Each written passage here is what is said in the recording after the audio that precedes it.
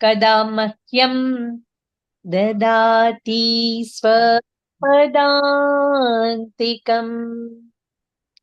वन्देऽहं श्रीगुरु श्रीयुतपदकमलम् श्रीगुरुन् वैष्णवांश्च श्रीरूपं साग्रजातं सहगण रघुनाथान्वितं तं सजीवम् साद्वैतं सावधूतं परिजन सहितं श्रीकृष्ण चैतन्य देवम् श्रीराधा कृष्ण पादान सहगण ललिता श्रीविशाखान्वितांश्च।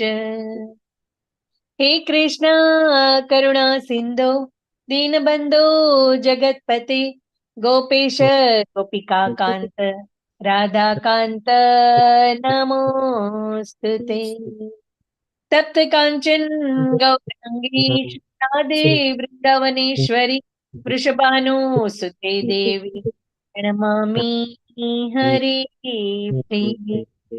वाञ्छाकल्पतरुभ्यश्च कृपा सिन्धुभ्य एव च पतितानां पावनेभ्यो वैष्णवेभ्यो नमो नमः।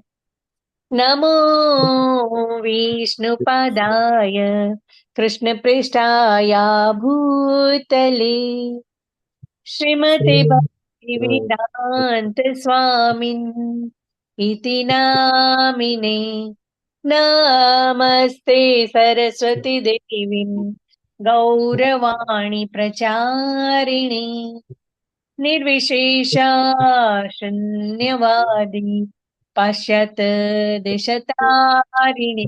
जय श्री कृष्ण चैतन्य प्रभु नित्यानंद श्री अद्वैत गदाधर श्रीवासादि गौर वृंद।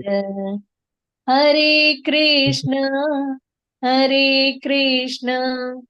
कृष्ण कृष्ण हरे हरे हरे राम राम राम हरे हरे। हरे कृष्ण। सर्वने सादर प्रणाम। हरे कृष्ण दीप्ति माता जी। धन्यवाद दीप्ति माता जी। हरे कृष्ण सर्वे ने। श्रीला प्रभुपाद की जय। श्री राधा गोविंद प्रणाम। हरे कृष्णा सर्व भक्तों ने। हरे कृष्ण।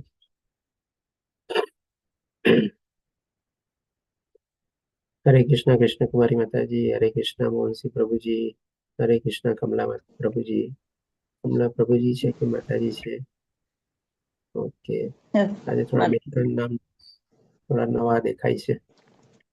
हरे कृष्ण गोपाल प्रभु जी। हरे कृष्ण ज्योति माता जी। हरे कृष्ण शिल्पा माता जी। हरे कृष्ण। हरे कृष्ण माता जी। हरे कृष्ण नीरल प्रभु जी। हरे कृष्ण सागर प्रभु जी। हरे कृष्ण अक्षय प्रभु जी।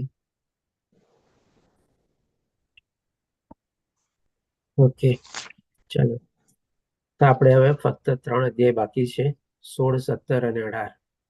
અને 3 અધ્યાય પછી આપણે બધાએ પ્રોમિસ કરવાની છે, બધાએ લેવલ 2 માં જોડાવાનું છે, પર્ટિક્યુલરલી જેટલા નવા પાર્ટિસિપન્ટ છે. શું કહો છો? આ બધા રાજી છો નવા પાર્ટિસિપન્ટ લેવલ 2 માં જોડાવા માટે? જે નવા પાર્ટિસિપન્ટ છે પ્લીઝ પોતાનો હેન્ડ રેઝ કરો. યસ ચલો, કૃષ્ણ કુમારી માતાજી હા પાડે છે, સાગર પ્રભુજી હા પાડે છે, ગોપાલ પ્રભુજી અને શિલ્પા માતાજી તો ગઈકાલે જ હા પાડી દીધી હતી આપણને, તેમ છતાં પણ હેન્ડ રેઝ કરશે તો સારું રહેશે. હા ચોક્કસ, 1-2 દિવસમાં રજીસ્ટર કરી નાખીશું પ્રભુજી. સરસ. કમલા પ્રભુજી આપનું નામ આજે પહેલી વાર જોઉં છું, કઈ બીજા નામથી જોડાવ છું? કમલા માતાજી પ્રભુજી હા એ નામથી જોડાય છે કોઈ વાર. ઓકે, જોડાય છે. ઓકે, અને પછી આ પ્રીતિ દેવી દાસી માતાજી સિસ્ટર છે. અચ્છા અચ્છા, ઓકે. આપણે પણ બધા જોડાવાનું છે. હરે કૃષ્ણ ડિમ્પલ, પ્રભુજી. હરે કૃષ્ણ માતાજી. મેં છે ને અમુક ક્લાસ છૂટી ગયા છે મારાથી, એટલે ખબર નહીં કેવી રીતે કરવાનું ત્યાં આગળ. હું જોઈન નથી થયેલી. ઓકે માતાજી. પણ એનીવે તમે ક્વિઝ બધી સોલ્વ કરી લ્યો તો તો મને તમારે મોકલી આપજો ને. આ ક્વિઝની લિંક શું? હા, મને મોકલી આપશો. ઓકે વિજય માતાજી, એકવાર આપ અમારી સાથે જ છો ને, તો ક્વિઝની લિંક મૂકી દેજો ને ફરીથી ગ્રુપમાં, તો જેની કોઈ મિસ થઈ ગઈ હોય તો એ પણ એટેમ્પ કરી લે. હા પ્રભુજી. હરે કૃષ્ણ. ઓકે, હરે કૃષ્ણ. ધન્યવાદ માતાજી. હરે નિરલ કૃષ્ણ પ્રભુ, પ્રભુજી. હરે કૃષ્ણ. નિરલ પ્રભુજી, આપનું પણ નામ ઘણા વખત પછી હું જોઉં છું. આપ વચ્ચે શું ક્લાસ મિસ થયા હતા આપણા? હરે કૃષ્ણ નિરલ પ્રભુજી. સાગર પ્રભુજીએ પણ ગઈકાલે કીધું તો આપણને જોડાઈ જશે લેવલ 2 માં, બરોબર છે. ઓકે, ચેટ બોક્સમાં બધા શું જવાબ આપે છે જોઈ લઈએ. રતિલાલ પ્રભુજી કહે છે બરોબર. ડિમ્પલ માતાજીએ પણ લખેલું છે. ઓકે, સરસ, ચાલો.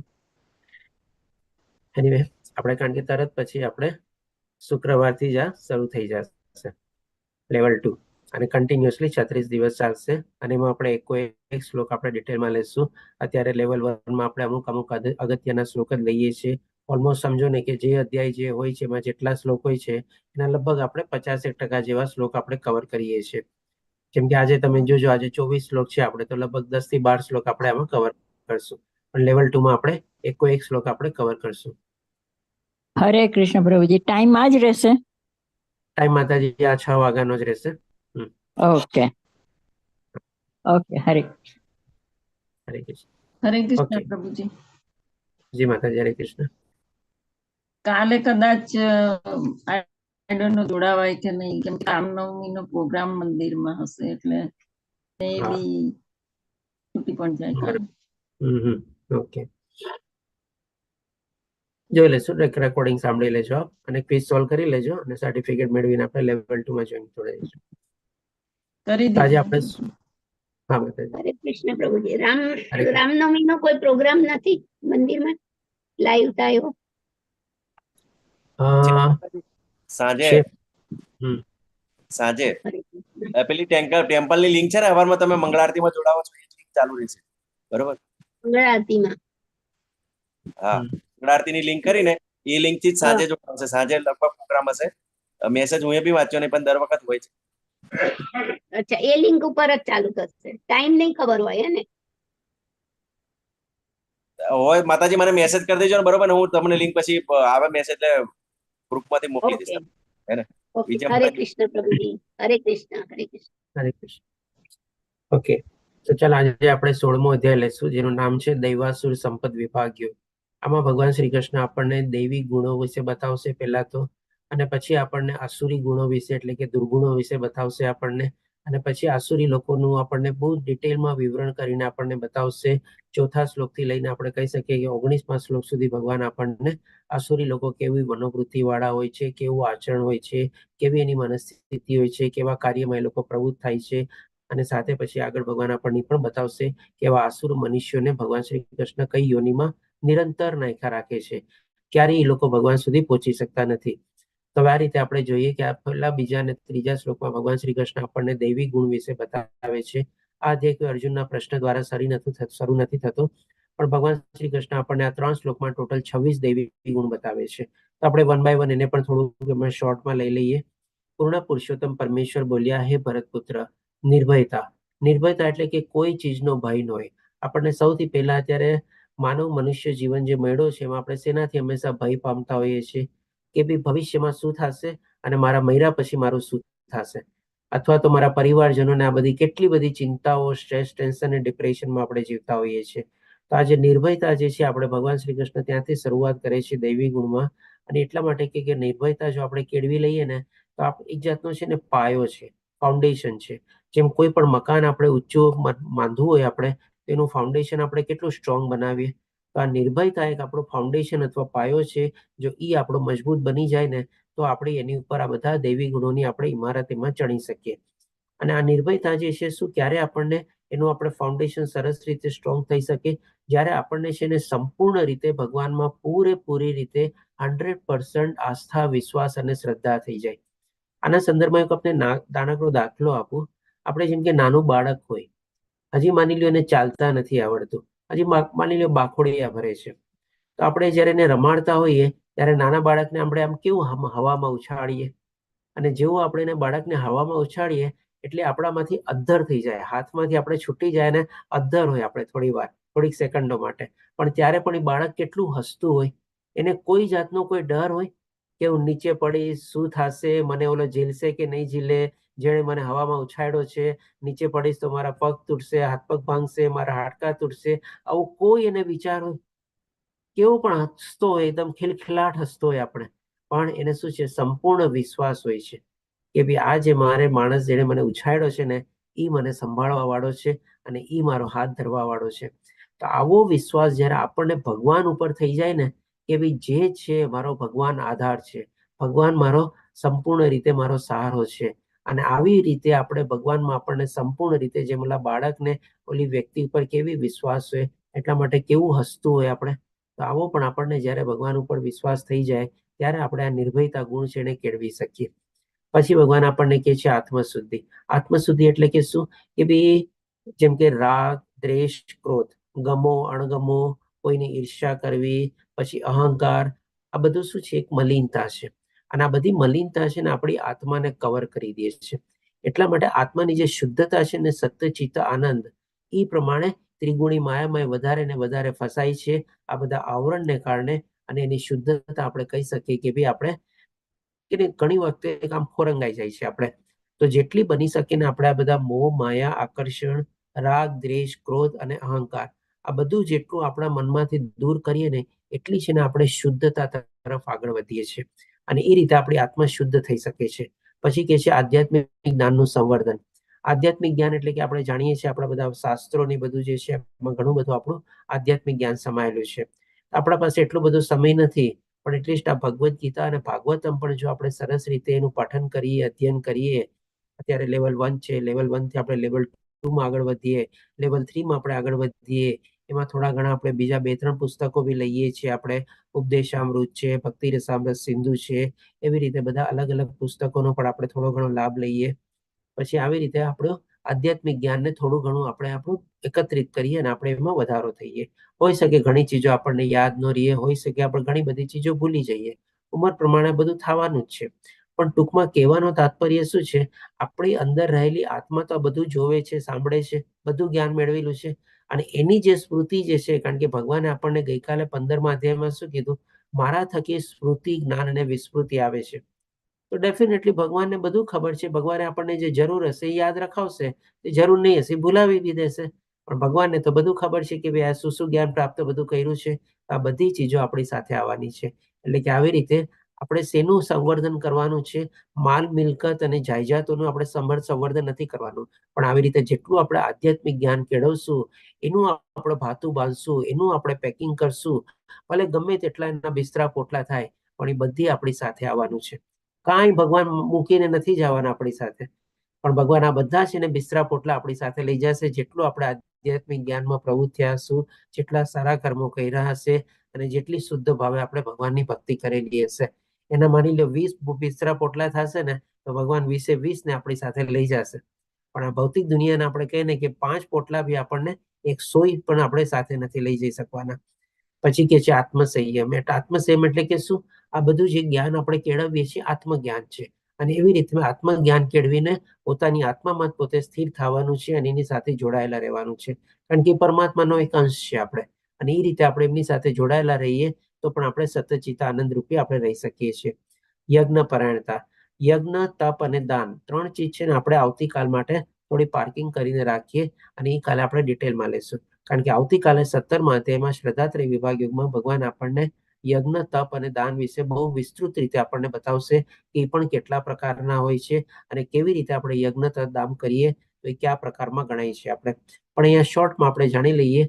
યજ્ઞ પરાયણતા એટલે કે જેમ કળિયુગમાં આપણે જાણી ગયા છે, હરે કૃષ્ણ મહામંત્રનો જપ કરવો, ભગવાનના નામનો જપ કરવો, એ જ યજ્ઞ છે, અને જેમ આપણે નિયમ લીધેલો હોય એમાં આપણે આગળ વધવાનું, એ થઈ ગયું આપણું યજ્ઞ પરાયણતા.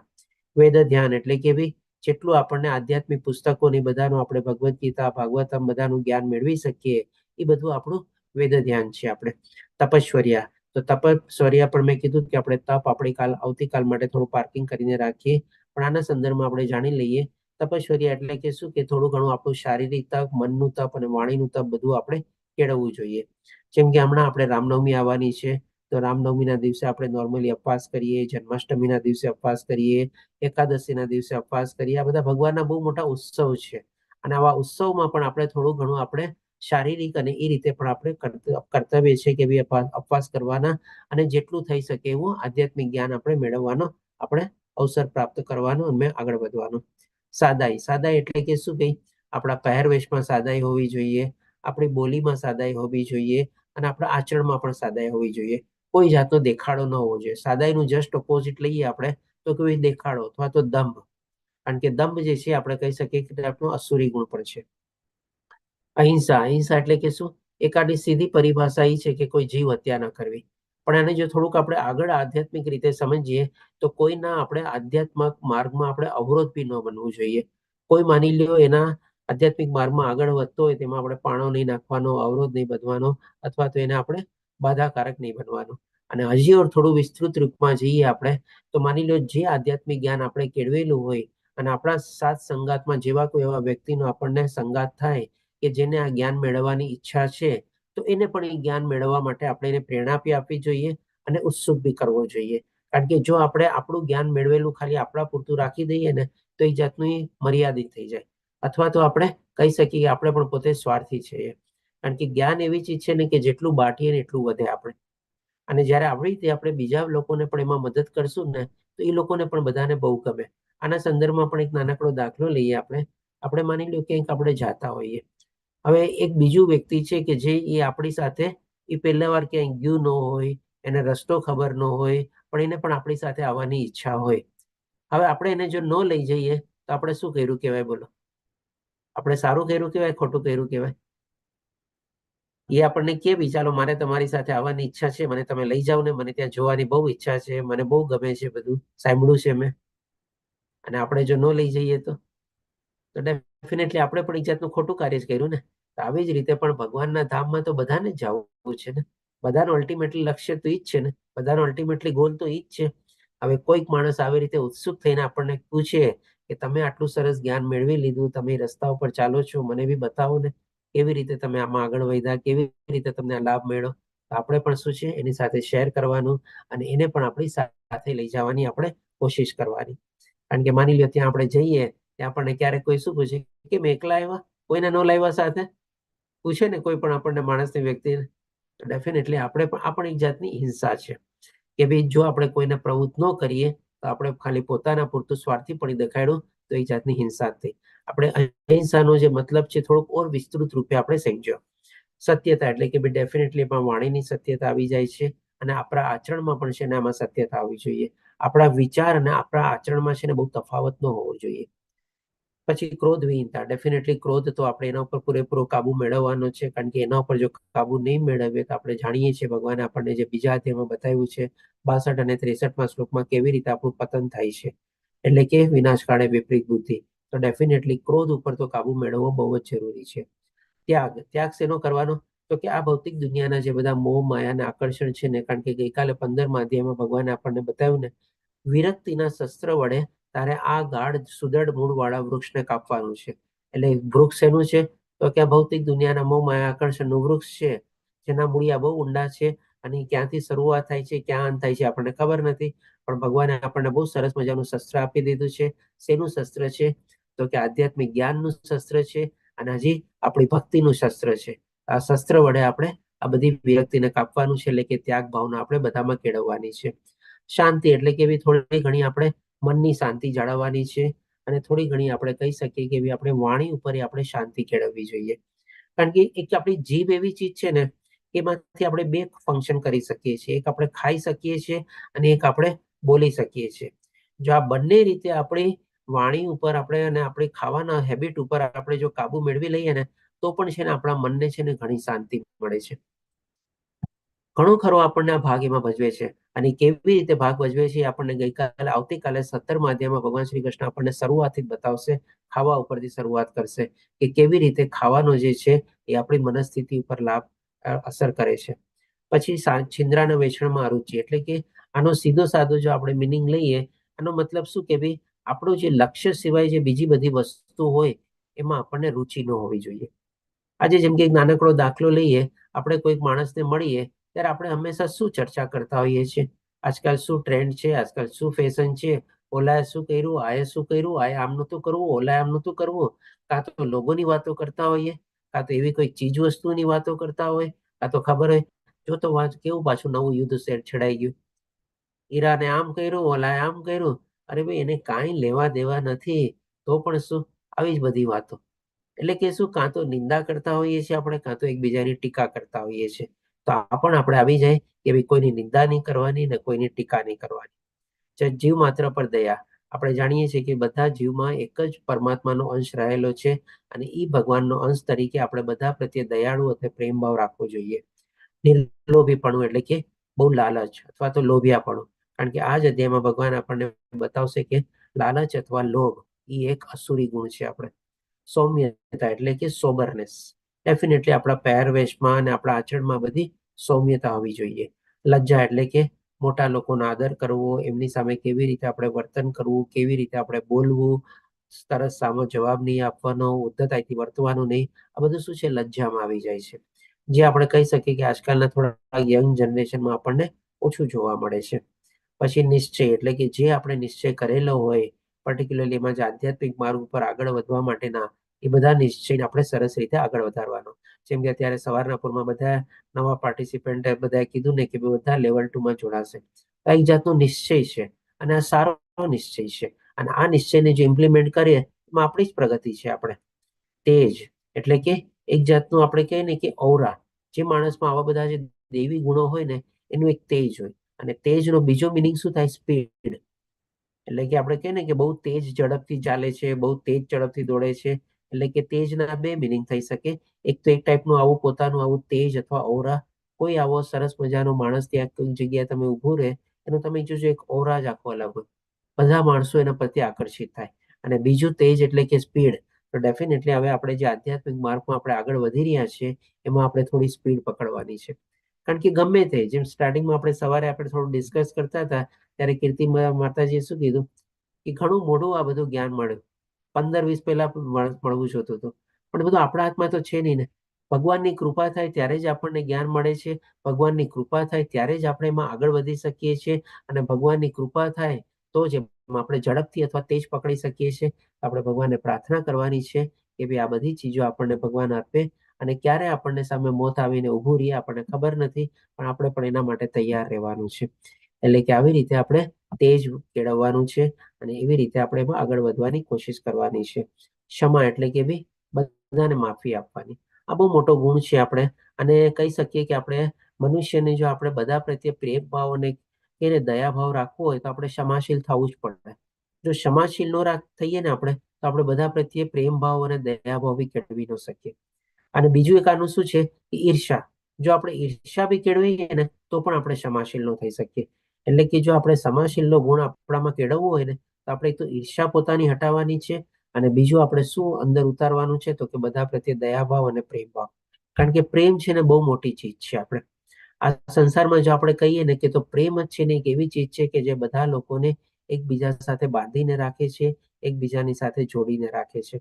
આપણે બધા અત્યારે કંઈક ને કંઈક એવા કર્મો કર્યા હશે, આપણે બધા અત્યારે એક સાથે બધા જોડાયેલા છીએ, અને એક સાથે આપણે બધા એકબીજાનો સંગાથ માણીએ છીએ અને લાભ મેળવી શકીએ છીએ. પછી કે છે ધૈર્ય, એટલે કે ડેફિનેટલી આધ્યાત્મિક જર્નીમાં બધું રાતોરાત નથી થતું, ઇવન ભૌતિક દુનિયામાં પણ નથી થતું, પણ આધ્યાત્મિક જગતમાં તો એના કરતા પણ વધારે વાર લાગે છે. એટલે કે જે કાંઈ પણ આપણે ભક્તિમાં પ્રવૃત્ત થયેલા હોય બધામાં આપણે ધૈર્ય અથવા પેશન્સ જાળવવાનું છે. ભગવાન છે, બધું જોવે છે, બધું સાંભળે છે, બધું અનુભવે છે, એના ભક્તોની પોતે રક્ષણ પણ કરશે, જે જરૂરિયાત હતી એ પણ પૂરી પાડશે. પણ આપણે જો ઇમ્પેશન્ટ થઈ જશું ને તો પછી આમાંથી આપણે પતિત થવાના ચાન્સીસ આપણા બહુ વધી જાય છે. એટલે કે ધૈર્ય જાળવવાની છે, ભગવાન ઉપર ભરોસો રાખવાનો છે, ભગવાન ઉપર પૂરેપૂરી શ્રદ્ધા રાખવાની છે. પવિત્રતા, પવિત્રતા એટલે કે શું? ડેફિનેટલી આપણી બાહ્ય પવિત્રતા છે, શારીરિક પવિત્રતા, પણ સાથે સાથે વધારે ઇમ્પોર્ટન્ટ શું છે, આપણી મનની પવિત્રતા આપણે કેળવવાની છે, આપણી બુદ્ધિની પવિત્રતા કેળવવાની છે અને આપણી વાણીની પવિત્રતા કેળવવાની છે. ઈર્ષાથી મુક્તિ, આના ઉપર થોડું ઘણું આપણે ડિસ્કસ કરી દીધેલું છે. ઈર્ષાથી આપણે મુક્ત થવાનું જ છે. તથા માનની ઈચ્છાથી મુક્તિ. ડેફિનેટલી આપણને બધાને શું છે, પોતાનું નામ બહુ વાલું હોય છે, અથવા માનની ઈચ્છાથી મુક્તિ, સોરી, બધાને પોતપોતાનું નામ બહુ વાલું હોય છે. અને શું ક્યારેક પોતાનું નામ થાય તો કે ભાઈ હા, હું જ્યાં જાઉં ને ત્યાં મને આટલું માન મળવું જોઈએ, આવી રીતે મારી આગતા સ્વાગતા થવી જોઈએ, આવી રીતે મને બધા પૂજવા જોઈએ, આવી રીતે બધા મને બોલાવવા જોઈએ. એટલે કે આવી એક આપણી નામની સાથે આપણી માન મેળવવાની પણ આપણી જે ઈચ્છા હોય છે ને એ જોડાઈ જાય છે. બરાબર છે, નામ બધાને વાલું હોય, સમજી શકા, પણ એ નામનું મહત્વ કેટલું તમે મને કહો. કાંઈ મહત્વ છે? આપણે જયારે મૃત્યુ પામશું પછી એની આગળ, આપણા નામની આગળ એ બીજું પેલા આવી જશે, કંઈક ને કંઈક. શું આવી જશે નામની આગળ પેલા? સ્વર્ગવાસી. આવી જશે પ્રભુજી, સ્વર્ગીય. બોલે સ્વર્ગીય આવી જશે ને. હવે કોઈકને પણ તમે કયો કે ભાઈ આજે જેમ કે ચાલો મારા નામથી શરૂઆત કરું છું, કેતન પારેખ. હા, જ્યાં સુધી જીવીએ છે ને ત્યાં સુધી પછી અચ્છા ઓ કેતનભાઈ ઓલા ને જે આપણે ક્લાસ લેતા સવારના 6 વાગ્યા આમને કઈક યાદ રહેશે. પણ હવે જેવું મારી નામની આગળ જોડાઈ જશે સ્વર્ગીય, ઓ અચ્છા સ્વર્ગીય વયા ગયા છે ને, ચાલો ભૂલી હશે, કોઈક હશે, મને શું ખબર. હવે યાદ હશે તો આપણે ભૂલી ગયા હશું તો એને યાદ કરવાની કોશિશ નહીં કરીએ, કારણ કે નામની આગળ પેલા એક બીજું લેટર લાગી ગયો, સ્વર્ગીય લાગી ગયું. એટલે પછી શું છે કે મર્યા પછી પણ આપણા નામનું કોઈ મહત્વ રહેવાનું નથી, જરૂરી નથી. પણ આપણને જીવતા જીવત આ નામની સાથે માન મેળવવાની પણ કેવી બધી ઈચ્છાઓ કેળવાઈ જાય છે. તો આવી બધી ઈચ્છાઓ પણ આપણે ન મળી કેળવી જોઈએ, કારણ કે શું છે, માન મેળવવાની ઈચ્છા એટલે કે એક જાતનો છે ને આપણને અહંકાર આપણો કેળવાય છે, અને આપણો અહંકાર છે ને પોસાય છે એના સંદર્ભમાં. તો એક વાર જો આપણે માન અપમાન, ભગવાને સરસ મજાના 12મા અધ્યાયમાં ભક્તના ગુણ બતાવ્યા હતા ને, કે માન અપમાન, કીર્તિ અપકીર્તિ, આ બધી ચીજમાં એને કઈ રસ રહેતો નથી, અને બધામાં પોતે સમતુલીન હોય છે. એટલે કે પોતે એનાથી વિચલિત થતો નથી. એનું માન મળે તો ઠીક છે, અપમાન મળે તોય ઠીક છે, કીર્તિ થાય તોય ઠીક છે, અપકીર્તિ થાય તો બી ઠીક છે. એટલે કે કોઈ જાતનું કઈ એવું હોતું નથી. પછી આ રીતે ભગવાન શ્રી કૃષ્ણ કહે છે આ સર્વ દિવ્ય ગુણો છે કે જે દૈવી પ્રકૃતિ વાળા દેવ તુલ્ય પુરુષોમાં જોવા મળે છે. એટલે કે તમે જોઈ શકો છો અહીંયા જે પ્રમાણે ભગવાન વર્ણવે છે, જે આ 26 ગુણો વર્ણવીને ભગવાન કહે છે કે આ બધા દેવી દેવતાઓના માણસો કેટેગરીમાં બધામાં જોવા મળે છે. એટલે કે જો આ 26 ગુણોને આપણે આપણી અંદર કેળવી શકીએ, એ પણ જો ભગવાનની કૃપા થાય આપણા ઉપર, અને જેટલું આમાં આપણે વધારો કરી શકીએ તો એઝ ગુડ એઝ આપણે દેવી દેવતાની કેટેગરી સુધી પણ પહોંચી શકીએ. આ રીતે ભગવાન એ બતાવે છે કે દેવ તુલ્ય પ્રકૃતિ વાળા પુરુષોમાં જોવા મળે છે. હવે ભગવાન જે છે આપણને અસુરી ગુણો વિશે બતાવે છે, અથવા તો દુર્ગુણ વિશે બતાવે છે. તો ચોથા શ્લોકમાં કહે છે કે હે પાર્થ, દર્ભ, ઘમંડ, અભિમાન, ક્રોધ, કઠોરતા, અજ્ઞાન, આ બધું શું છે, અસુરી પ્રકૃતિ વાળા માણસોના ગુણો છે. આને પણ થોડું ઘણું આપણે સંદર્ભમાં સમજી લઈએ. દંભ એટલે કે એક જાતનો દેખાડો, બહુ શો ઓફ કરવો, જે આપણે કહી શકીએ કે આજના યંગ જનરેશનનો એક બહુ મોટામાં મોટો દુર્ગુણ છે. આપણે અહીંયા કહીએ કે આપણે ન કહીએ કે આ ગુણ છે. આપણે બહુ જ કહે ને કે ભાઈ આપણે આમાં કંઈક કહેવત છે ને કે ભાઈ ખિસ્સામાં રૂપિયો નથી ને કંઈક આપણે કંઈક મને યાદ નથી આવતું એવું કંઈક કહેવત કંઈક છે એવું. એની એટલે કે ભાઈ દેખાડો ખિસ્સામાં માની લ્યો રૂપિયો પણ ન હોય ને દેખાડો કરવો છે 1000 રૂપિયાનો અથવા 500 રૂપિયાનો, આવો ટાઈપનું બધું હોય છે આજકાલ. એટલે કે ભપકો બધો હોય છે. ઘમંડ, ઘમંડ એટલે કે શું, નોર્મલી જે આપણે બધી પાસે જે ભૌતિક વસ્તુઓ જે હોય છે, અથવા તો જેનું ફિઝિકલ એક્ઝિસ્ટન્સ છે, એનું આપણને ઘમંડ હોય છે. જેમ કે કોઈ પ્રોપર્ટી હોય, કોઈ પાસે ગાડીઓ હોય, કોઈ પાસે શું અલગ અલગ પ્રકારની અલગ અલગ માની લો ઓફિસો હોય, આ હોય, બધું હોય. આ બધી ચીજનો એને શું છે, ભૌતિક ચીજોનો બધાનો ઘમંડ આવી જાય છે. અને અભિમાન શું હોય છે, નોર્મલી જે ભૌતિક ચીજો હોય નથી હોતી, પણ એ શું છે, ઇનટેન્જિબલ વસ્તુ આપણે જેને કહી શકીએ. એટલે કે જેનું ફિઝિકલ એક્ઝિસ્ટન્સ નથી. જેમ કે આમાં શું આવે, કોઈકનું સુંદરતા આવે, કોઈકની પાસે બહુ એવી 2, 4, 10 ડિગ્રીઓ હોય, એનું એને અભિમાન આવી જાય છે. કોઈકની પાસે એવો કોઈ હોદ્દો હોય, આ બધાનું ફિઝિકલ એક્ઝિસ્ટન્સ ન દેખાય, પણ હા બહુ મોટા અફસર હોય, બહુ મોટા સાહેબ હોય, એનું પણ એક જાતનું એને અભિમાન આવી જતું હોય. એટલે કે આ બધી ચીજને આપણે ઘમંડ અને અભિમાન વચ્ચે પરથી આપણે બહુ પાતળી રેખા છે, અને એ રીતે આપણે સમજી શકીએ. ક્રોધ, ડેફિનેટલી ક્રોધ અહીંયા ભગવાન જો અસુરી ગુણોમાં જ બતાવે છે. કઠોરતા એટલે કે બહુ જડતા, મેં કીધું એટલે આમ થવું જોઈએ, મેં કીધું ને તે કેમ ન કર્યું, મેં આમ કીધું તું ને તે આમ કેમ કર્યું. આવી બધી કઠોરતા અથવા જે જડતા હોય છે ને, એ બધા પણ અસુરી ગુણો છે. અને અજ્ઞાન, અજ્ઞાન એટલે કયું, તો કે ભાઈ જે ભગવાને આપણને 13મા અધ્યાયમાં બતાવ્યું ને 8 થી 12મા શ્લોકમાં આ બધું જ્ઞાન છે ને એના સિવાયનું બધું અજ્ઞાન છે. એટલે કે જો એ બધી ચીજો આપણે કેળવી શકીએ તો એ જ્ઞાન છે. અને અહીંયા બીજી સેન્સમાં આપણે લઈ શકીએ અજ્ઞાન એટલે કે શું, જેના બધું આધ્યાત્મિક જ્ઞાન હોતું નથી એને બધું અજ્ઞાન, એટલે કે ભૌતિક દુનિયાના જ્ઞાનને ભગવાન જ્ઞાન ગણતા નથી. પણ એ બધું આપણે કહી શકીએ કે બધું આપણું મૃત્યુની સાથે બધું વયું જવાનું છે આપણે. એટલે કે આ પ્રમાણે ભગવાન અજ્ઞાનની પણ અહીંયા પરિભાષા આવી રીતે આપણને કહે છે. આ કહે છે કે આ આસુરી પ્રકૃતિવાળા માણસોના ગુણો છે અથવા દુર્ગુણો છે. એટલે કે આજે 6 ચીજ ભગવાને બતાવી એ આસુરી માણસો, એ લોકોની આવી પ્રકૃતિ હોય છે, આવી મનસ્થિતિ હોય છે અને આવી લોકોની વિચારવાની પ્રક્રિયા હોય છે આ બધી ચીજોમાં. હવે ભગવાન આપણને 5મા શ્લોકથી લઈને કહીને કે 19મા શ્લોક સુધી આપણને આસુરી લોકોનું છે ને જીવન આચરણ અથવા એ લોકો કેવા કાર્યમાં પ્રવૃત્ત થાય છે અને એની પાછળ એ લોકોની વિચારવાની પ્રક્રિયા કેવી હોય છે અથવા એની મનોદશા કેવી હોય છે એ બધું પણ આપણને ડિટેલમાં વર્ણવે છે. તેમાં આપણે થોડા ઘણા ઇમ્પોર્ટન્ટ શ્લોક લેશું આજે આપણે. તો 5મા શ્લોકમાં પહેલા ભગવાન આપણને જે લોકો આસુરી ગુણોમાં અને જે લોકો દિવ્ય ગુણવાળા હોય છે એ બેની ગતિ શું થાય છે એ પહેલા આપણને એકદમ સ્પષ્ટ કરીને બતાવી દે છે.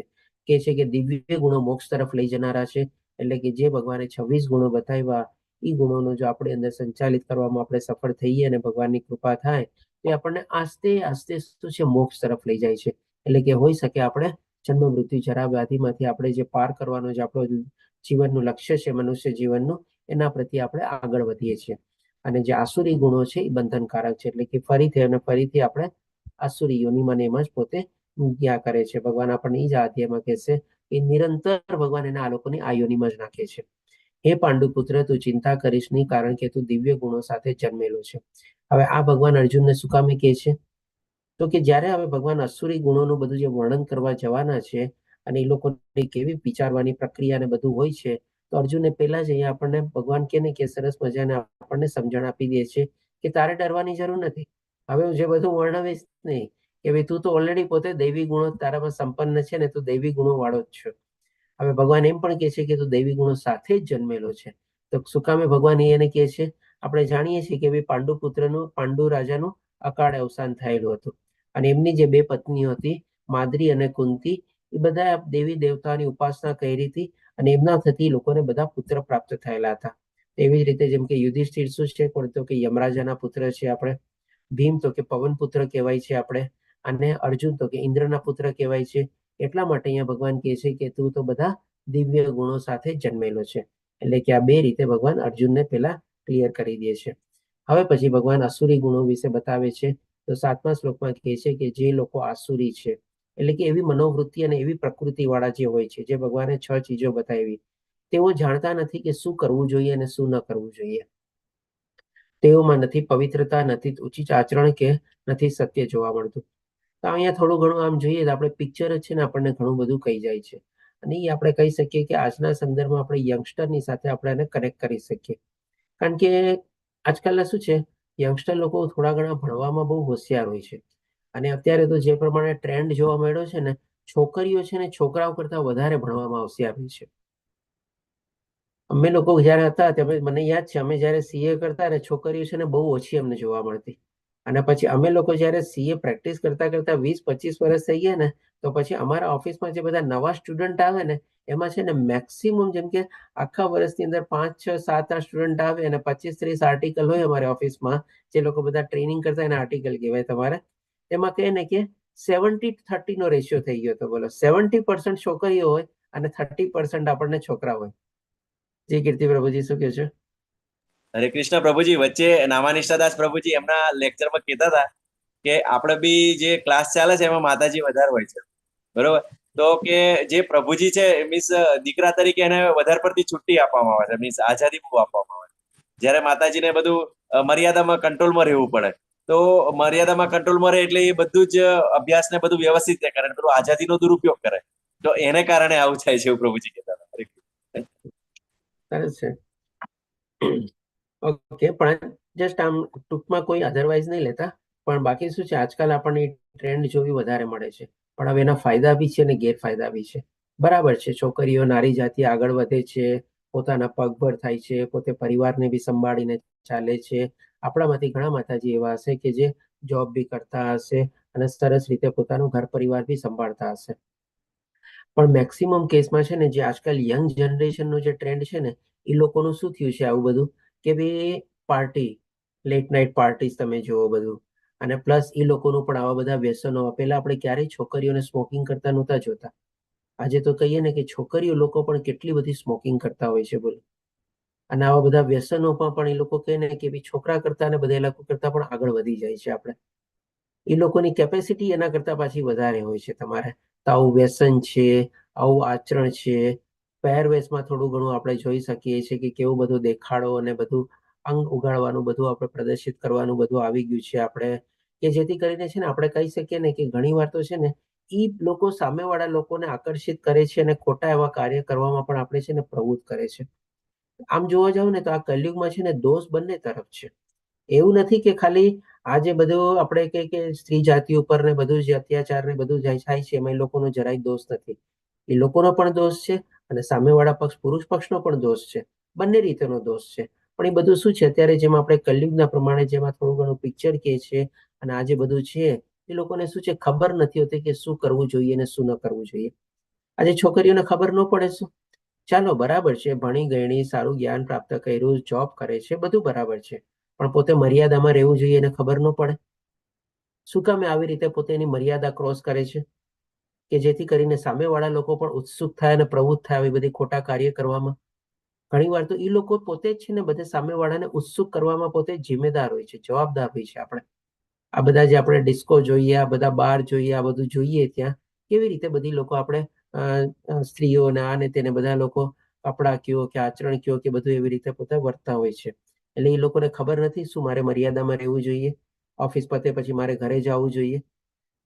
ઘરે કહીને ન જાય ને ઘરે ક્યારેક ઓફિસમાં કે તો ઓવરટાઈમ કરતી હતી, ઘરેથી 2 જોડી કપડાની પહેરીને નીકળે, એક જોડી હોય ઓફિસના હોય અને બીજી જોડી પછી પાર્ટીના જે અડધા નાના નાના કપડા હોય અને પાર્ટીમાં પહેરવા માટે પાછા પહેરે, પાછા ત્યાં જઈને પાછા ચેન્જ કરીને ઘરે જે ઓરિજિનલ કપડા પહેરેલા પહેરીને પોતે ઘરે જાય. આ બધું શું છે એકચ્યુઅલી? નથી પવિત્રતા. આમાં તમે જો પવિત્રતા આપણને ક્યાંય દેખાય? આજે સ્ત્રીઓનો ધર્મ શું હોઈ શકે આપણે કે ભાઈ આવું સ્મોકિંગ કરવું, આવું કોઈ પીણાનું બધું વ્યસન કરવું, એ બધું એ લોકોનો ધર્મ છે શું? નથી. તો ડેફિનેટલી છોકરાઓનો પણ નથી. એટલે કે બંને રીતે તો લોકો પ્રત્યે અપવિત્રતા હોય છે. અને કોઈ આચરણ પણ તમે જુઓ, આજના યંગસ્ટર લોકો કોઈ વડીલોની સામે જવાબ આપવામાં જરાય તેની કે શરમ નથી અનુભવતા. ઉલટાનું ઘણી વાર તો અપમાન કરે છે. માની લો વડીલો કોઈકને કોઈક આજકાલના થોડા ઘણા કોઈ ગેજેટ ન આવડતા હોય અને કહે કે ભાઈ ઘરમાં કોઈ એવા યંગસ્ટર હોય, મને આ શીખવાડને, મને કરી દે ને, મને નથી ફાવતું, મને નથી આવડતું. એક વાર તો તમને શીખવાડું, કેટલી વાર શીખવાડું, કેટલી વાર તમને કરું, મને ટાઈમ નથી હવે, તમે તમારા હિસાબે શીખી લો, તમે હિસાબ કરી લ્યો. ઘણી વાર આવા કેવા ઉદ્ધતાઈથી બધા જવાબો મળે છે આપણને. આ બધું શું છે એકચ્યુઅલી? ખોટું જ આચરણ ને બધું છે ને આપણે જોઈ શકીએ. આ બધું આપણને કહી શકીએ કે ભાઈ અસુરી વૃત્તિવાળા માણસો આજના યંગસ્ટરમાં આપણને ઘણું ખરું જોવા મળે છે, જે તરફ આજનો સમાજ અત્યારે આગળ વધી રહ્યો છે આપણે. અને ઘણા લોકો આને શું છે બધી મોડર્ન લાઈફસ્ટાઈલ તરીકે માને છે કે ભાઈ જેટલા મોડર્ન હાઈ સોસાયટીમાં રહીએ આ બધી ચીજો તો હવે નોર્મલ થઈ ગઈ છે અને બધી ચીજો થાય એમાં કઈ ઓલું નવી નવાઈ નથી. આજના સંદર્ભમાં તમે જુઓ તો જે લેટ મેરેજ છે, લેટ પ્રેગ્નન્સી છે, સાથે સાથે ડાયવોર્સ છે, આ બધું કહીને એના બાય પ્રોડક્ટ તરીકે આવે છે. ઘણા લોકો કહે છે કે મારે તો આટલી ઉંમર પહેલા લગ્ન જ નથી કરવા. બરાબર, ઠીક છે, ન કરો તો પછી બાળક મોડું થશે. લેટ પ્રેગ્નન્સીના પણ કેટલા બધા પ્રોબ્લેમ્સ બધા ઉભા થઈ રહ્યા છે. આપણે ડાયવોર્સ પછી થાય છે. આપણે પછી કે છે 8મા શ્લોકમાં કે તેઓ કહે છે, તેઓ એટલે કોણ? તો કે આવી અસુરી પ્રકૃતિ વાળા લોકો, કે આ જગત મિથ્યા છે, તેનો કોઈ આધાર નથી. હવે એ લોકો કેવી રીતે કહી શકે કે આ જગતનો કોઈ આધાર નથી? ભગવાન આપણને 7મા અધ્યાયમાં સરસ મજાની મોતીની માળા દ્વારા 9મા અધ્યાયમાં બતાવ્યું કે બધાની અંદર હું રહેલો છું, બધું જ મારા જગતમાં રહેલું છે. આ બધી ચીજો આપણને સમજાવી સરસ રીતે. ક્યાંથી આ લોકો કહી શકે કે એનો કોઈ આધાર નથી? અને એ પણ કહે છે કે તેનું નિયમન કરનાર કોઈ ભગવાન નથી. આ ભગવાનની શક્તિઓ દ્વારા તો આ બધું નિયમન થાય છે. કેમ કે ગઈકાલના અધ્યાયમાં પણ ભગવાને આપણને શું કીધું? મારી શક્તિ દ્વારા જ આ બધા ગ્રહો જે છે ભ્રમણ કક્ષામાં રહેલા છે. કેવી રીતે એ લોકો કહી શકે કે આનું નિયમન કરનાર કોઈ નથી અને ભગવાન નામની કોઈ ચીજ જ નથી? આપણે આના સંદર્ભમાં તો આપણે કહું કે આપ લોકો જો કદાચ ભાગવતમના ક્લાસમાં જોડાયેલા હશો તો એમાં આપણે જયારે બ્રિજ ક્લાસ લઈએ છીએ, હવે આપણે છે ને એક સાયન્સ વર્સિસ સ્પિરિચ્યુઅલિટીના પણ એમાં ક્લાસ લેવાના છે. તો એમાં છે ને આ બધી ચીજો આપણે થોડીક ઓર ડિટેલમાં સમજશું. જે બધા કહે ને કે આપણા જે કહેવાતા સાયન્ટિસ્ટ લોકોનું, એ લોકો પોતે પણ એગ્રી કરેલું છે કે ભાઈ ભગવાન છે. પણ આ અસુર લોકો તો કહે ને કે એને પણ ઓળંગી ગયા છે, અને એ લોકો કહે છે કે ભાઈ ભગવાન નામની કોઈ ચીજ જ નથી. અને બહુ સરસ રીતે આપણે એમાં કવર કરશું કે એક તો આપણે છે ને એક સરસ મજાનો એક વિડીયો છે, લગભગ પોણી કલાકનો વિડીયો છે. એક કોર્ટરૂમ ડ્રામા થાય છે, અને એમાં કે એને આખો કોર્ટનો આપણે કેસ શું છે તો કે ભાઈ સાયન્સ વર્સિસ ગોડ, ભગવાન વિરુદ્ધ વિજ્ઞાન. અને એમાં સરસ મજાનો એક આપણે બે પક્ષોની દલીલ છે ને બધું. એક પક્ષ કહે છે કે ભગવાન નથી અને એક પક્ષ કહે છે કે ભગવાન છે, હું તમને પુરવાર કરીને બતાવું. આ રીતે બહુ સરસ રીતે બધા એમાં જોડાઈ બી શકો છો અને લાભ બી લઈ શકો છો. અને ભાગવતમના ક્લાસ માટે પણ આપણે કોઈ કન્ડિશન નથી. તમે એમાં કોઈ સર્ટિફિકેટ પણ તમારે કોઈ પ્રાપ્ત કરવાનું નથી કે લેવલ 1 નું કરો તો તમે લેવલ 2 માં જોડાઈ શકો. ભાગવતમાં એમને તમે જોડાઈ શકો છો. સોમથી શુક્ર સરસ મજાનો ભાગવતમનો લાભ લેજો, અને શનિ રવિવારે આપણે આમાં બ્રિજ ક્લાસીસનો લાભ લેશું. હવે એ લોકોનું કહે છે, તેમનું કહેવું છે કે કામેચ્છાથી ઉત્પન્ન થયેલું છે અને કામ સિવાય તેનું બીજું કોઈ કારણ નથી. હરે કૃષ્ણ હેમાંગી માતાજી, આપણા દર્શન ત્યાંજી, બોલો. હરે કૃષ્ણ પ્રભુજી. હરે કૃષ્ણ. આગળ તમે ટોપિક કહો ને કે અત્યારે છોકરા અને છોકરીઓ છે, તો પ્રભુજી છોકરીઓ જે શોર્ટ કપડાં પહેરે છે ને એમાં એમના મા બાપનો પણ હાથ હોય છે. તમે જો નાની નાની છોકરીઓ હોય તો એટલી શોર્ટ ચડ્ડી પહેરાવતા હોય છે, અને એ જ છોકરી જયારે મોટી તો એવું પહેરીને નીકળવામાં એને કોઈ શરમ નથી હોતી. આપણને શરમ આવે એને જોઈને. અને મારી આજુબાજુમાં તો પ્રભુજી ઘણી એવી હોય છે. હવે એમના મા બાપને આપણે શું કહેવા જવું કે તમે આટલી મોટી છોકરી નવા કપડાં કેમ પહેરાવો છો? એટલે મા બાપે પણ આ વસ્તુ વિચારવી પડે ને. ડેફિનેટલી વાત એકદમ બરાબર છે, પૂરેપૂરો સમજ થાવ છે હેમાંગી માતાજી. ધન્યવાદ શેરિંગ બદલ. કે એવું જરૂરી નથી કે આજકાલ યંગસ્ટરનો દોષ છે, સાથે સાથે આપણે કહી શકીએ ને એના મા બાપનો પણ એટલો જ દોષ આવી જાય છે. મા બાપ એને સારી કેળવણી આપવી જોઈએ, સારું જ્ઞાન આપવું જોઈએ, અને સાથે સાથે છે ને સારા સંસ્કાર આપવા જોઈએ, જે બહુ વધારે મહત્વનું છે. કેળવણી આપે છે કે ચાલ બેટા તને ગાડી જોવે ગાડી લઈ દઉં, તને સ્કૂટી જોવે સ્કૂટી લઈ દઉં, તારે આ કોલેજમાં એડમિશન જોવે તને આમાં લઈ દઉં. એવી રીતે બધી કેળવણી આપવામાં બધા પોતે ઊંડા ઉતરતા નથી, બધું આપે છે. છોકરા છોકરીઓની આવડત પ્રમાણે એ પ્રમાણે એને જ્ઞાન પણ આપે છે કે ચાલે આ કોર્સ તારે કરવો છે, એમાં પણ એને ફ્રીડમ આપે છે. પહેલાના જેવું નથી કે છોકરીઓને ભણાવતા નહીં કે નો ભણાવતા, ને એવી રીતે બધું નથી, બધી ફ્રીડમ બી આપે છે. પણ આ બધાની સાથે સાથે લોકોએ કોમ્પ્રોમાઇઝ શું કર્યું છે એની સાથે, તો કે સંસ્કાર સાથે લોકોએ કોમ્પ્રોમાઇઝ કર્યું. આ ચીજ વધારી સારી કરી, પણ સંસ્કાર સાથે તમે શું કામે કોમ્પ્રોમાઇઝ કરો છો બોલો? આજે તમે તમારી છોકરીને જે પ્રમાણે અત્યારે હેમાંગી માતાજીએ કીધું એવા કપડાં જો નાનપણથી પહેરાવ્યા હોય તો પછી તમે એને મોટી થઈને કેવી રીતે એને અટકાવી શકવાના છો? પણ નાનપણમાં જેમ કે સરસ રીતે તમે એને કહો કે ભાઈ સલવાર પહેરીને જવાનું, ચોડીદાર પહેરીને જવાનું, અથવા તો માની લો થોડા વેસ્ટર્ન કપડાં પહેરવા બી છે તો બી જેમ કે જીન્સ છે, આપણે આજે પણ એવી શોર્ટ્સ ચડ્ડી પહેરીને બહાર જઈને ફરવાનો શું મતલબ છે તમે કહો? ઇવન આપણે કહીએ કે ટોપ અને શર્ટ્સ પણ જે હોય છે એ પણ સારી રીતે આપણા અંગને ઢાંકી શકે છે, પણ એમાં પણ એ લોકો ટોપ અને શર્ટ્સમાં પણ શું કરે, એકદમ લો નેક અથવા ડીપ નેક વાળા પહેરે, સ્લીવલેસ પહેરે, અથવા તો પછી બેકલેસ પહેરે. આવા બધા જે પહેરતા હોય છે એક રીતે આપણે કહીએ ને કે ભાઈ ખોટું જ છે ને આમ જુઓ તો. તમે વેસ્ટર્ન કપડામાં પણ તમે પૂરેપૂરા અંગને ઢાંકવા માટે એવા પૂરા કપડા તો આવે જ છે તમારે, તો એ કેમ નથી પહેરતા? તમારા વેસ્ટર્ન બી થઈ જાય અને તમારી ફેશન બી જળવાઈ જાય. અને અલ્ટિમેટલી તો તમારે દેખાડવાનું તો ખાલી તમારો ચહેરો જ છે ને, બાકી તો બધું તમારે કઈ દેખાડવાનું છે નહીં ને. પણ શું છે અત્યારે આ બધી ચીજો એને ફેશન સમજી ગયા છે, અને પાછા આવે તો એમાં શું છે, ઓલા નવા નવા ટેટુ નીકળ્યા છે પાછા, અને ટેટુ પણ એવી એવી જગ્યાએ કરે કે દેખાવા માટે એવા કપડાં પહેરે, અને ટેટુ બનાવવા માટે પાછા પણ એટલા ખર્ચો કરેલા હોય બોલો. તમે જો કેટલી હદ સુધી જાય છે એ લોકોને શો ઓફ કરવાનો, દેખાડો અને પોતાનું ઓલું અશ્લીલતા જાહેર કરવાનો. ડેફિનેટલી ચાલો, આ બધા ટોપિક તો બહુ ડીપ છે આપણે તો. અહીંયા પણ જે પ્રમાણે ભગવાન કહે છે કે કામેચ્છાથી ઉત્પન્ન થયેલો. કામ એટલે એ કામનો મતલબ બે છે, એક તો આપણે ઈચ્છાઓ જે કેળવીએ, અને કામનો મતલબ વાસના બી થાય. તો અહીંયા જે લોકો અસુરી લોકો શું વિચારે છે કે કામેચ્છાથી ઉત્પન્ન એટલે કે જયારે સ્ત્રી અને પુરુષની કામેચ્છા જયારે થાય અને એ બેનો જો સંયોગ થાય અને એનાથી આ સૃષ્ટિ બધી ચાલે છે. તો એ લોકો આવું લોજિક શું કામ આપે છે? કારણ કે એક તરફ એ લોકોએ શું લોજિક આપ્યું કે જગત મિથ્યા છે, એનો કોઈ આધાર નથી, એનો કોઈ નિયમન કરનાર નથી, અને ભગવાન બી નથી. હવે તમે એક થિયોરીને જો ખોટી પાડવા માંગતા હો તો તમારે એની સામે કંઈક સાચું પુરવાર કરવા માટે કંઈક તમારું પ્રસ્તુત તો કરવું જ પડે ને. તો આવી રીતે હવે એ લોકો પોતાનું જાતનું પ્રસ્તુત કરે છે કે આ જે સૃષ્ટિ જે છે એ ક્યાંથી ઉત્પન્ન થઈ છે, તો કે સ્ત્રી અને પુરુષના સંયોગથી ઉત્પન્ન થયેલી છે, અને એના સિવાય બીજું કોઈ કારણ જ નથી. તો તમે જો આજની તારીખમાં જ આપણે જોઈએ તો ઘણા દંપતીઓ એવા હોય છે કે જે ઘણા વર્ષોથી ટ્રાય કરે છે, તેમ છતાં પણ એમને સંતાન નથી થતું. બધા પ્રયાસો એ લોકો અપનાવી ચૂકે છે, તેમ છતાં પણ સંતાન નથી થતું. તો ક્યાંથી ભગવાનની કૃપા ન થાય ક્યાંથી થાય? કારણ કે ભગવાને જ કીધું છે કે બીજ પ્રદાતા પિતા તો હું છું. તો જો ખાલી કામેચ્છાથી થતું હોય અને આવા બધા ઉપાયોથી થતું હોય તો કેમ આજની તારીખમાં ઘણા દંપતી લોકો સંતાન વિહોણા છે, એ લોકોને સંતાન નથી થતું? એટલે કે આ બધાનું લોજિક છે ને એકદમ સદંતર ખોટું છે, આપણે સમજી શકીએ છીએ. હવે પછી ભગવાન આપણને 11 અને 12મા શ્લોકમાં કહે છે કે તેઓ એવો વિશ્વાસ ધરાવે છે, તેઓ એટલે અસુરી લોકો. હવે એ લોકો પાસે વિશ્વાસ ધરાવે છે, તમે જુઓ એ લોકો પાછા કોન્ફિડન્ટલી બોલે છે બધું કે ઇન્દ્રિય તૃપ્તિ એ જ માનવ સભ્યતાની મુખ્ય જરૂરિયાત છે. કારણ કે આગળ શું કીધું એ લોકો કે કામેચ્છાથી ઉત્પન્ન થાય છે અને કામ જ આ બધું મેઇન ચીજ છે. એટલે કે જેટલું આપણે ઇન્દ્રિય સુખ અને શરીર સુખમાં આપણે પ્રવૃત્ત થઈએ એ જ એ લોકોના માટે આ બધી ચીજો મેઇન છે. જેટલા આપણે મોજ શોખ માણી શકીએ, જેટલી ધન સંપત્તિ ભેગી કરી શકીએ, જેટલું આવી રીતે બધું ઉડાડી શકીએ, એનું જ આપણે મનુષ્ય જીવનનું લક્ષ્ય છે. એના પ્રમાણે અસુરો પ્રમાણે, કારણ કે આ બધું જ્ઞાન જ નથી, આધ્યાત્મિક જ્ઞાન જ નથી, તો ક્યાંથી લોકો સમજી શકે? એટલે આવી રીતે એ લોકો સમજી શકે છે કે માનવ સભ્યતા એટલે કે એ લોકો પણ માનવની સભ્યતા સુધી પહોંચી જાય છે, એટલે કે સિવિલાઇઝેશન સુધી પહોંચી ગયા. તમે વિચારો આવા અસુર લોકોની સિવિલાઇઝેશન કેવી હોય, તમે વિચારી શકો છો. અહીંયા આવી રીતે ખાલી ઇન્દ્રિય તૃપ્તિ માટે જ એ લોકો પ્રવૃત્ત થયેલા હોય છે અને એ રીતે અંતકાળ સુધી તેમને અપાર ચિંતા રહે છે. ડેફિનેટલી ચિંતા રહેવાની જ છે, કારણ કે ભૌતિક દુનિયાના આપણે કહીએ ને કે ઈચ્છાઓ કોઈ દી પૂરી થવાની જ નથી, કારણ કે ભગવાને જ કીધું છે કે આ દુઃખાલયમાં શાશ્વતમ છે, અહીંયા દુઃખ જ દુઃખ છે.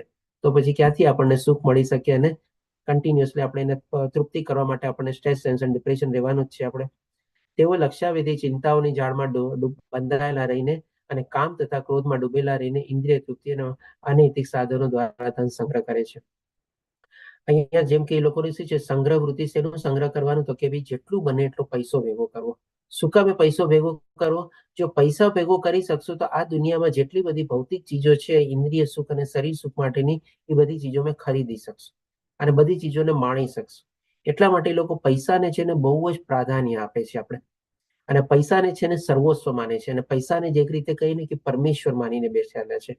પૈસો જ પરમેશ્વર છે, એવી રીતે એ લોકો માને છે.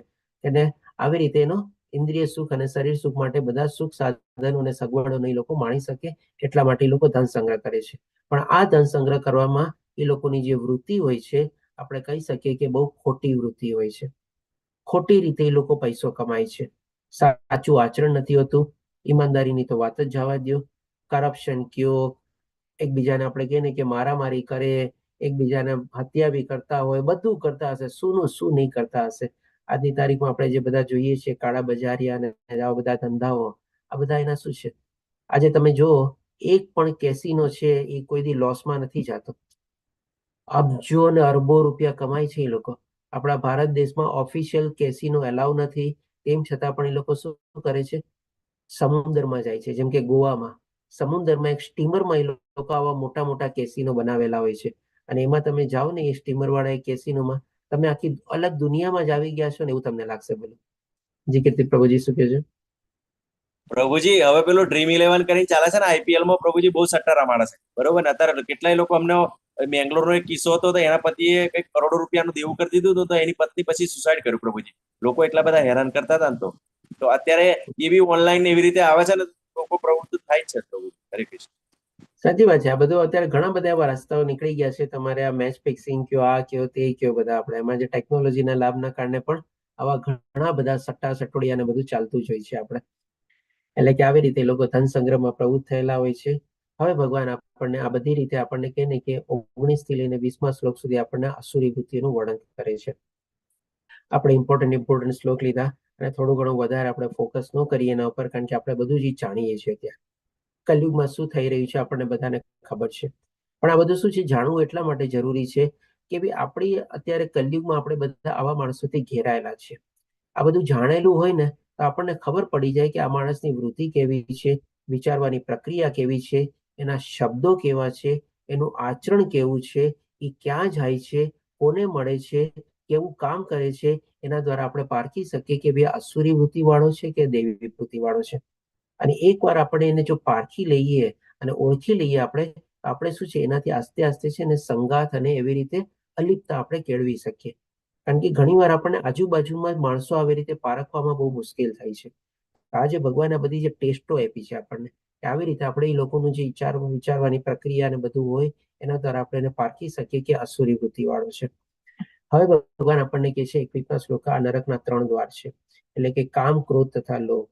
એટલે કે ડેફિનેટલી જે ભગવાન કહે છે ને કે અસુરી લોકોને નિરંતર ભગવાન આવી અસુરી યોનિમાં નાખ્યા કરે છે અને નરકમાં પેડે રાખે છે. તે નરકના 3 દ્વાર તરીકે બતાવે છે, કામ, ક્રોધ અને લોભ.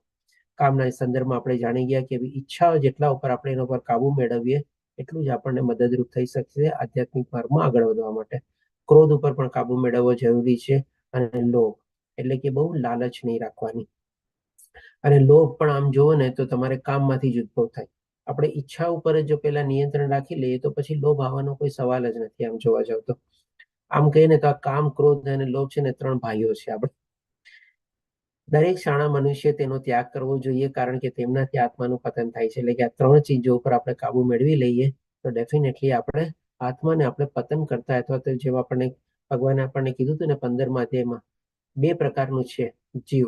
એક શું છે, પતનશીલ છે, અને એક આપણે નોન, એટલે કે ચ્યુત આત્મા અને અચ્યુત આત્મા. તો ચ્યુત આત્મા એટલે કે પતનશીલ, એટલે કે જો આવી રીતે આપણે આમાં બધામાં પરોવાયેલા હોઈએ તો આપણે આપણી આત્માનું આપણે પતન કરીએ છીએ અને અસુરી યોનિમાં એમાં આપણે એનો આગલો જન્મ મળે છે અથવા આગલું શરીર મળે છે. પણ આપણી આત્માનો આપણે ઉદ્ધાર કરવો હોય તો આવા બધા અસુરી ગુણોથી આપણે દૂર રહેવાનું છે અને જેટલા હોઈ શકે આપણે દૈવી ગુણોને એમાં સંપન્ન કરવાનું છે. કારણ કે ભગવાને આપણને શું બતાવ્યું કે જેટલા આપણે દૈવી ગુણો સંપન્ન કરશું એ બધા દેવતુલ્ય મનુષ્યમાં જોવા મળે છે. એટલે કે એઝ ગુડ એઝ, એટલે આપણે ઉન્નત રીતે આપણે આગળ વધી શકશું. હવે પછી ભગવાન આપણને બતાવે છે 22મા શ્લોકમાં કે હે કુંતી પુત્ર, જે મનુષ્ય નરકના 3 દ્વારોથી બચી ગયેલો હોય છે તે આત્મ સાક્ષાત્કાર માટે કલ્યાણકારી કાર્ય કરે છે અને પછી ક્રમશ પરમ ગતિ પામે છે. એટલે કે આપણે પોતાની જાતને આ 3 જે ભગવાને નરકના દ્વાર બતાવ્યા છે એનાથી આપણે બચી લેવાનું છે. જેમ આપણે ઘરમાં રાતના કેમ આપણે બધા આપણા તાળા તોડી, બારી બારણાને બધું બંધ કરીએ, નાઇટ લેચ કરીએ, કોલાપ્સિયલ ગેટ લગાવીએ, સ્ટોપર મારીએ, ધોકો મારીએ, બધું કરીને કે જેથી કરીને શું આપણી સંપત્તિને પણ નુકસાન ન થાય અને આપણી અંદર સુધી જાનહાનિ પણ ન થાય, કોઈ એવી રીતે કઈ અંદર ન આવે. તો આ રીતે પણ ભગવાન આપણને જે નરકના 3 દ્વાર બતાવ્યા છે એ 3 દ્વાર પણ આપણે જેમ આપણે રાતના આપણે પોતાની જાતને સુરક્ષિત કરવા માટે કેવી રીતે બારી બારણા બંધ કરી દીધા, આ બધા 3 નરકના જે દ્વાર છે એ દ્વારો પણ આપણે હંમેશ માટે બંધ કરી દેવાના છે અને એવું તાળું મારી દેવાનું છે અને ચાવી એવી જગ્યાએ ફેંકી દેવાની છે કે તાળું કોઈથી ખુલી જ ન શકે. તો આપણે અને પછી આપણે સરસ રીતે આપણે ભગવાનની ભક્તિમાં પરોવાઈ જઈ અને સારા કાર્યો કરી, નિષ્કામ ભાવે આપણે કર્મ કરી અને ભગવાનની ભક્તિ સાથે જોડી અને આપણે ક્રમશ, એટલે કે આસ્તે આસ્તે, જરૂરી નથી કે એક મનુષ્ય જીવનમાં થઈ જાય, પણ આ જેમ કીધું ને ભગવાને, મારા ભક્તોનો કદી વિનાશ થતો નથી. એટલે કે હોઈ શકે આપણને આગલો જન્મ કંઈક ને કંઈક એવા પાપ કર્મ કર્યા હશે તો ભગવાનની કૃપાથી શરીર મળશે, ભોગવી લેશું આપણે, પણ પછી તો ભગવાન આપણને પાછા આપણને આગળ વધારશે ને. એટલે કે આવી રીતે ક્રમશ પરમ ગતિ પામે છે. પણ એના માટે સૌથી પહેલી કન્ડિશન શું, તો કે આ નરકના 3 દ્વાર તો પેલા બંધ કરી દેવાના. પછી આપણા માટે બધા ઉચ્ચતર લોકના જે બધા દ્વારો છે એ આપણે સરસ રીતે આપણે ખુલી ગયા અને એના પ્રત્યે આપણે પ્રયાણ કરવાનું છે અને અંતમાં આપણે ભગવાનના ગોલકધામમાં પહોંચવાનું છે. તો આ રીતે આપણો અહીંયા છેલ્લો શ્લોક જોઈ લઈએ. 13મા શ્લોકમાં ભગવાન કહે છે કે જે મનુષ્ય શાસ્ત્રના આદેશોની અવહેલના કરે છે અને પોતાની ધૂનમાં આવે તે મનસ્વી વર્તન કરે છે તે નથી સિદ્ધિ પામતો, નથી સુખ પામતો કે નથી પરમ ગતિ પામતો. હવે આના સંદર્ભમાં જ અર્જુનનો પ્રશ્ન ઉદ્ભવ થશે કે ભાઈ જે લોકો શાસ્ત્રોનું પાલન નથી કરતા તો એની શ્રદ્ધા કેવી કહેવાય, સત્વગુણી કહેવાય, રજોગુણી કહેવાય કે તમોગુણી કહેવાય. તો એ આપણે 17મા અધ્યાયમાં આવતીકાલે બધી ચીજ ભગવાન આપણને બતાવશે. સાથે સાથે આપણે યજ્ઞ, તપ અને દાન જે આ અધ્યાયમાં આપણે સંક્ષિપ્તમાં લીધેલું છે એ પણ આપણે ભગવાનના શબ્દોમાં જ આપણે ડિટેલમાં સાંભળશું, એ પણ કેવા પ્રકારના ને બધું હોય છે. તો આ રીતે ભગવાન આપણને આગલા અધ્યાયમાં બતાવશે કે ભાઈ શાસ્ત્રમાં આપણે કેવી રીતે શ્રદ્ધા અને વિશ્વાસ રાખવું જોઈએ અને એમાં જે આપણને નિર્દેશન કરવામાં આવેલું હોય અથવા જે ચીજો પર નિયંત્રણ કરવામાં કહેવામાં આવેલું હોય એ પણ આપણે એનું પાલન કરવું જોઈએ. તો આમ આપણો અહીંયા 16મો અધ્યાય કમ્પ્લીટ થાય છે. વાંછા કલ્પતરુભ્યશ્ચ કૃપા સિંધુભ્યેવ ચ પતિતાનાં પાવનેભ્યો વૈષ્ણવેભ્યો નમો નમઃ. હરે કૃષ્ણ કૃષ્ણ કૃષ્ણ હરે હરે, હરે રામ રામ રામ હરે હરે. શ્રીલ પ્રભુપાદ કી જય. શ્રી રાધા. હરે કૃષ્ણ. આના સંદર્ભમાં કોઈને કોઈ પ્રશ્ન હોય અથવા શેરિંગ ડિસ્કશન હોય તો લઈ શકીએ છીએ.